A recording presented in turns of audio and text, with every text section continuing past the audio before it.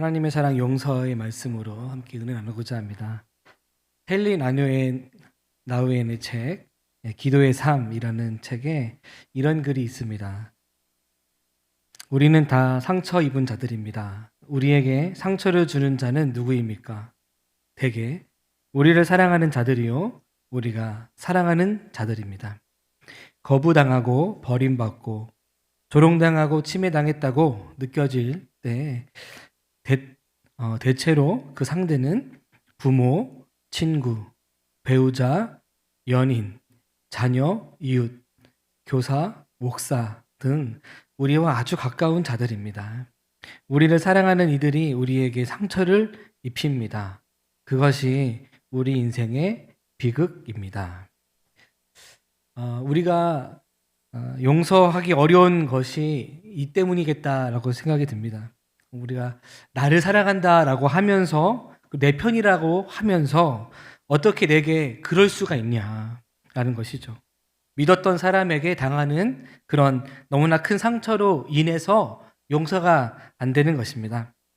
그런데요, 반대로 우리가 용서가 쉬운 사람들이 있습니다. 바로 우리의 자녀들이지요.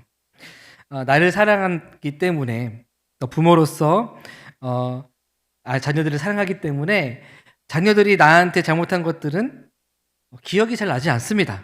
그런데 반대로 자식은 좀 다른 것 같습니다. 두고두고 부모가 잘못한 것을 기억하는 것이죠. 어머니, 아버지가 날 이렇게 대했지. 이것을 기억하는 거죠. 자식은 부모의 잘못을 기억하고 있지만 부모는 자식의 잘못을 기억을 하지 않을 뿐만 아니라 기억을 안 하려고 합니다. 그냥 묻어두는 거죠. 이처럼 하나님 아버지의 사랑, 하나님 아버지께서 우리를 용서하신 것과 같다라는 생각이 들었습니다. 중세의 한 수도원에 있었던 일인데요. 그 수도원의 원장이 하나님으로부터 아주 특별한 은사를 받은 사람이라고 합니다. 기도만 하면 어떤 사람이 투시에 보인다는 겁니다. 그 사람의 과거의 죄가 다 보여진다라는 것이죠. 그래서 그 수도원에 한 수도사가 들어오게 됐을 때 그가 옛날에 아주 많은 죄를 지었던 사람이어서 하나님께 정말 회개하고 용서를 구했었지만 자기 자신도 용서를 못했던, 굉장히 괴로워했었던 사람이라고 합니다. 근데 그 수도사가 수도원 원장 앞에 섰을 때에 벌벌 떨었대요. 내 마음을 다 꿰뚫어 보겠지. 그런 생각이 들었다는 것입니다. 그래서 원장님, 기도하시면 하나님께서 그 사람의 과거의 죄 다 보여주신다 하시던데 저의 죄도 보이십니까? 그 수도사가 그렇게 이야기하자 원장이 말하기를 며칠 후에 내가 기도해 볼 테니까 다시 봅시다. 이렇게 얘기했다는 겁니다. 그래서 며칠 후에 그 원장님실을 찾아가니까 원장이 이렇게 이야기하더랍니다. 하나님께 기도하니까 하나님이 당신이 죄 없다고 하시던데요. 아니, 제가 과거에 얼마나 많은 죄를 지었는데요. 혹시 당신 회개했어요? 네, 회개했죠. 회개했으면 하나님이 보혈로 덮어주시고 잊어주시잖아요. 하나님께 기도해보니 하나님은 당신은 죄 없다 하십니다. 하나님이 죄 없다고 하시는데 왜 자꾸 당신은 죄가 있다고 그러세요? 하나님을 거짓말하는 자로 말하지 마시오. 그래서 그가 내가 완전히 죄사함을 받았구나 깨달았다라는 것입니다. 여러분, 용서받은 죄를 다시금 기억나게 하는 것은 마귀가 하는 일입니다. 하나님께서는 한번 용서하신 것 다시는 기억하지 않으신다 말씀하셨습니다. 동이 서에서 온 것처럼 멀리 옮겨주시고 또 깊은 바닷속으로 던지시고 또한 떠오르지 못하게 만들어 주셨다 하셨습니다. 오늘 이 시간에 용서의 말씀을 나누면서 우리가 받을 수 있었으면 좋겠습니다. 우리의 마음에 풀리지 않는 그런 응어리들이 있으시다면 다 풀어지게 되기를 주님의 이름으로 축원합니다. 예수님의 사랑으로서 묶였던 것들이 다 풀어지고 심령이 자유함을 얻게 되기를 축복합니다. 제가 처음에 예수님을 만났을 때, 예수님을 영접해서 믿었을 때에 그 기쁨이 넘쳐나서 주체하지 못했었던 그런 행복한 기억이 있습니다. 그때 제가 가장 기뻤던 것은 나의 죄가 용서받았다는 이유 때문이었습니다. 나도 나를 용서하지 못하는데 나보다 나를 더 사랑하셔서 나의 죄를 십자가에서 해결해 주신 분이 계시다. 이 한 가지만으로 저는 구원을 받았습니다. 죄에서 구원을 받은 것이죠. 이것보다 더 큰 기쁨과 행복이 있었겠습니까? 어느 누구도 예수님의 십자가의 은혜로 용서함을 받지 않고 살 사람이 없습니다. 우리 모두가 하나님을 배반했고 또 죄를 지었기 때문에 영원히 죽을 수밖에 없는 존재인 것입니다. 그러나 이러한 죄인이 살 수 있는 단 한 가지 방법이 있다면 십자가의 은혜로 용서함을 받는 것뿐입니다. 그래서 하나님께 용서받는 것, 이 한 가지만으로 우리는 충분히 행복한 사람임을 믿습니다. 예수님 믿고 우리 모두가 용서함을 받은 은혜를 받았다라는 것입니다. 그런데 여러분, 성경이 말씀하시는 것은 우리가 예수님의 십자가 은혜로 우리의 모든 죄가 용서함을 받았다면 반드시 해야 하는 일이 있다는 것입니다. 그것은 바로 용서를 해야 한다는 것입니다. 여러분, 용서하셨습니까? 아직도 용서하지 못한 사람이 있으시지 않습니까? 성경에서 가장 중요한 것이 무엇일까요? 사랑입니다. 하나님은 사랑이십니다. 하나님을 사랑하는 것이 가장 중요하고 또 동일하게 이웃에게 내 몸처럼 사랑하는 것이 바로 하나님께서 가장 기뻐하시는 사랑인 것입니다. 이런 말을 들었습니다. 하나님에 대한 사랑, 그 90%는 순종에 있다는 것입니다. 그리고 사람에 대한 사랑의 90%는 용서에 있다라고 했습니다. 용서가 사랑이라는 것이죠. 실제로 하나님의 사랑이 예수 그리스도의 십자가의 사랑으로 증명된 것입니다. 그것은 예수님께서 우리의 죄를 용서하시기 위해서 대신하여 죽으심으로 용서해 주신 사랑의 은혜인 것입니다. 그러한 사랑을 우리가 받았습니다. 그러니 우리가 이웃을 또 우리와 관계된 사람을 용서하지 못한다면 어떻게 되는 것일까요? 예수님의 십자가 사랑으로 용서함을 받지 못했다는 것으로 결론되는 것입니다. 그러니 반드시 용서를 해야 하는 것이죠. 우리가 교회를 다니고 신앙생활하면서 가장 많이 들은 말 중에 하나가 용서 아닙니까? 사랑해라, 용서해라. 왜 그렇게 많이 듣게 되는 것일까요? 그것은 그만큼 힘든 것이기 때문입니다. 그런데 반대로 사랑과 용서만큼 이기적인 것이 있냐라는 말을 보았습니다. 왜 그런 것일까요? 사랑 그리고 용서는 결국 자신을 위해서 하는 것이기 때문에 그렇다는 것입니다. 사실 용서는 객관적인 사실이 아닙니다. 철저하게 자기 주관적인 감정이죠. 용서가 이기적이기도 한 이유가 바로 용서를 하는 그 순간에 우리들은 더 이상 그 상처를 지지 않고 살아갈 수 있기 때문에 그런 것입니다. 조금만 더 생각해 보면 이렇습니다. 용서는 우리가 멋지고 또 너그러운 사람이 되기 위해서 하는 것 아니고 우리 앞에 있는 미래를 잘 살기 위해서 필수적으로 필요한 것입니다. 구치소 사역을 하시는 목사님께 이런 말을 들었던 적이 있습니다. 구치소 예배를 드린 겁니다. 예배를 드리고 나서 이제 그분들에게 안수기도 해드리겠습니다 말씀하면 정말 많은 분들이 이렇게 줄을 서셔서 안수를 받으신다는 것입니다. 그런데 기도 받으시는 분 중에 내가 정말 이런 죄를 지어서 이곳에 오게 됐습니다. 저를 불쌍히 여겨주시고 저의 이 죄를 사함받을 수 있도록 좀 기도해 주시고 저를 용서해 주세요. 이렇게 말씀하시는 분이 단 한 분도 없었다는 것입니다. 죄를 지어서 오신 분들이라니까요. 그런데 오히려 거의 모든 분들이 이렇게 말한다는 거예요. 저는 죄가 없어요.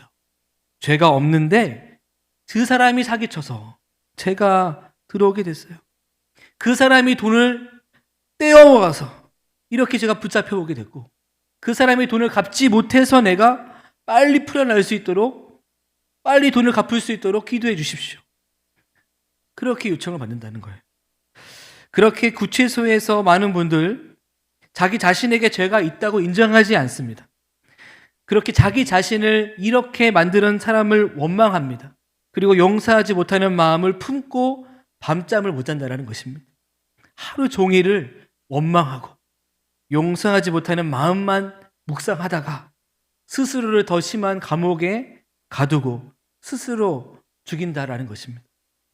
여러분, 이것이 바로 마귀가 하는 일 아니겠습니까? 용서하지 못하게 하는 것, 그리고 우리를 죽게 만들고 멸망시키는 것을 마귀가 만드는 것입니다. 정죄하고 상대방을 죽이게 만들면서 또한 자기 자신까지도 스스로 죽이게 만드는 것입니다. 용서하지 못하는 이 죄의 독을 품으면서 상대방이 죽기만을 바라는 것을, 바로 결국이 용서하지 못하고 죄에 먹혀버리는 것과 같다라는 것입니다. 조엘 오스틴의 행복의 힘이라는 책에 보면 한 여인의 이야기가 나오는데요. 제가 읽어드리겠습니다. 최근에 한 여성이 자신의 어릴 적 이야기를 내게 들려주셨습니다. 어렸을 때 그녀는 아버지에게 학대를 받았고 있어서는 안 될 일을 당했기 때문에 남자들을 믿지 않았습니다. 아예 남자를 믿는 노력조차 하지 않았습니다. 그녀의 내면에는 여전히 분노와 억울한 마음이 있었고 그러한 탓에 작은 일에도 쉽게 화내고 예민하게 반응했습니다. 그렇게 그녀는 무려 26년 동안이나 아버지와 말을 하지 않았습니다. 그녀는 아버지를 미워했고 아버지를 생각할 때마다 화를 냈고 억울한 마음이 치솟았습니다. 그러던 어느 날 교회에서 그녀가 용서에 대한 설교 말씀을 듣게 됐습니다. 다행히 그녀는 지난날의 상처에 발목에 잡혀 사명에서 멀어져서는 안 된다는 이야기를 듣고 용서할 때 비로소 자유함을 얻고 나아갈 수 있구나, 진리를 마음에 품고 새기게 되었습니다.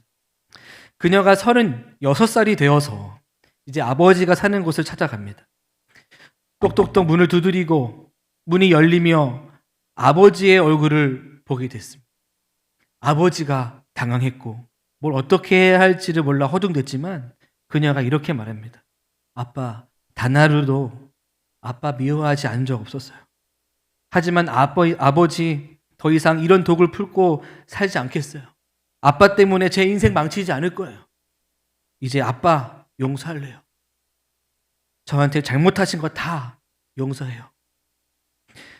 그렇게 그날 아버지의 집을 용서 후에 나가게 됐을 때 그녀의 마음은 마치 감옥에서 풀려난 기분이었습니다.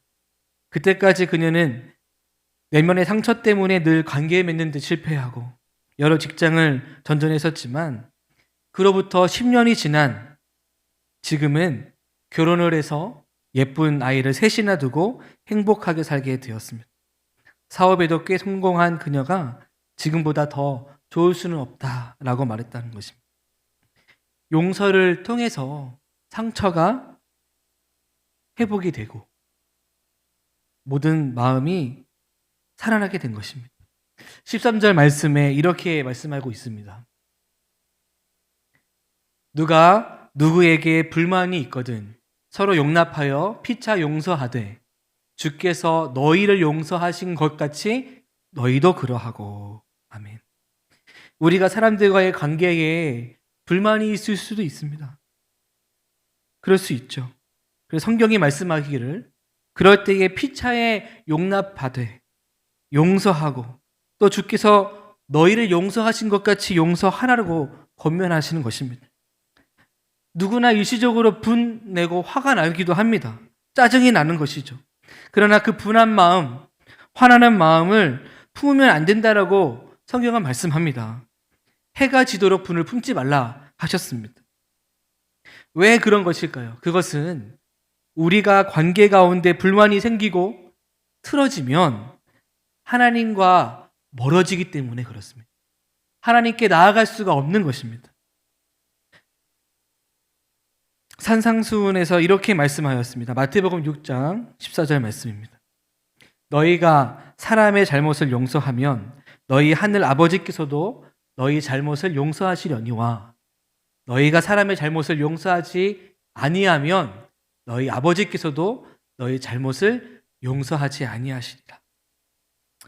예수님께서 주님이 가르쳐 주신 기도 이렇게 말씀하셨습니다.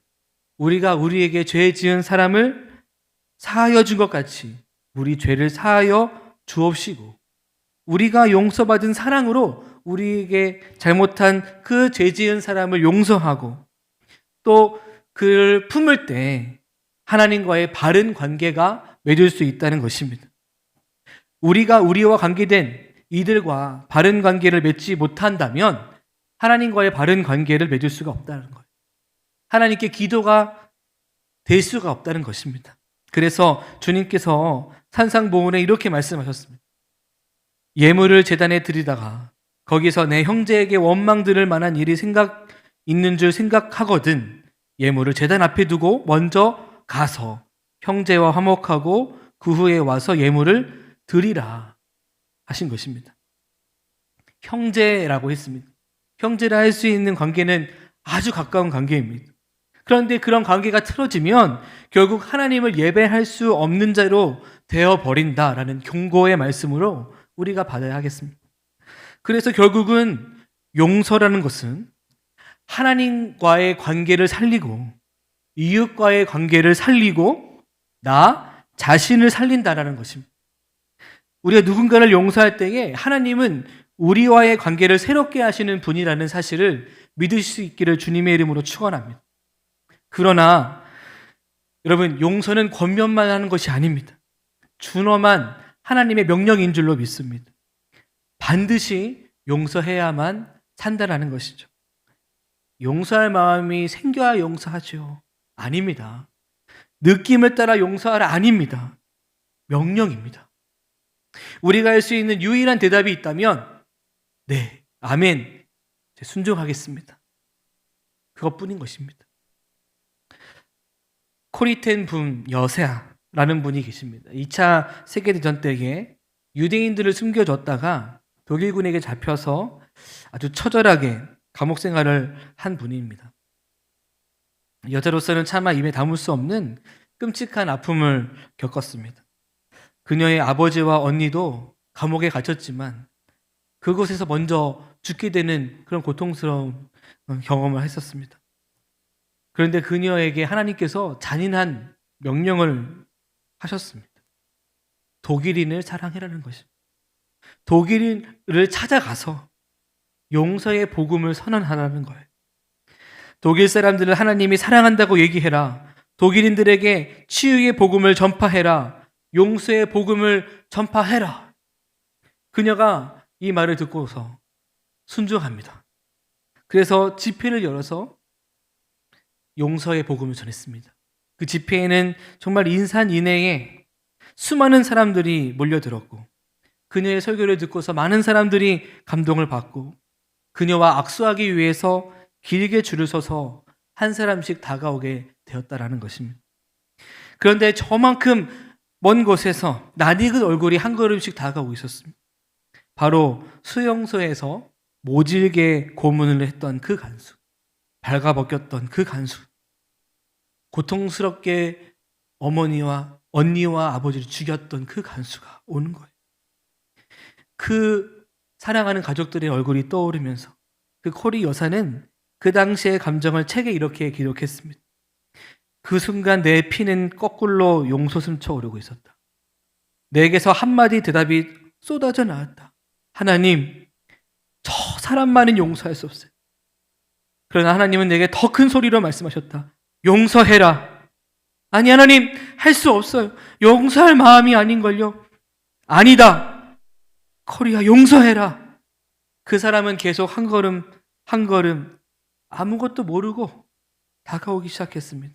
나는 너에게 용서할 마음이 있는가 아닌가를 묻는 게 아니야.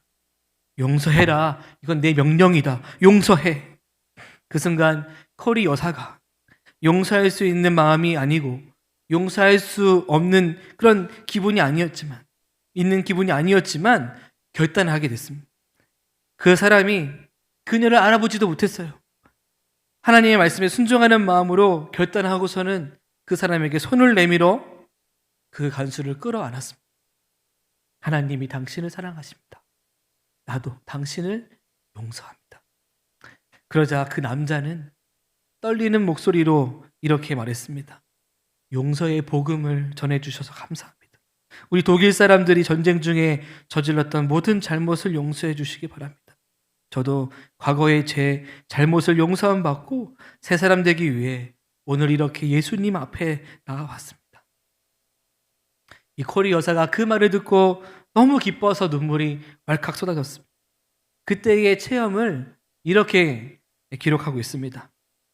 나는 그 순간 하늘의 문이 활짝 열리면서 우리 주 예수 그리스도의 사랑이 온 누리에 충만하게 임하는 것을 느낄 수가 있었다.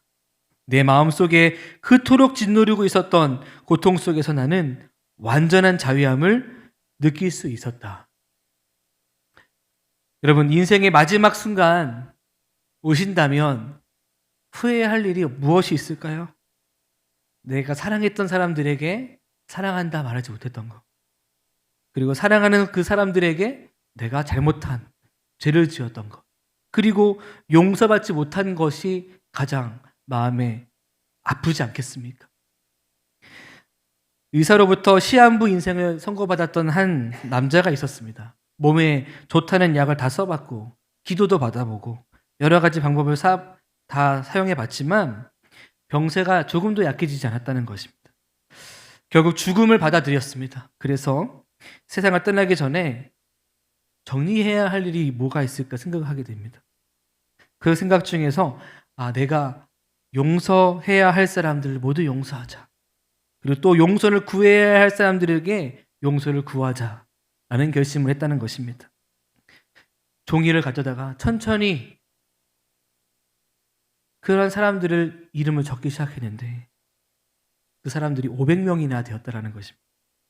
그 중에 먼저 연락이 가능한 사람에게 연락을 해서 용서를 구하고 또한 연락을 하지 못한 사람들에게는 용서를 구하는 마음으로 축복의 기도를 해줬다는 것입니다. 그렇게 모든 관계에 쌓인 문제들을 풀고 나니까 마음에 평안해졌다는 거예요.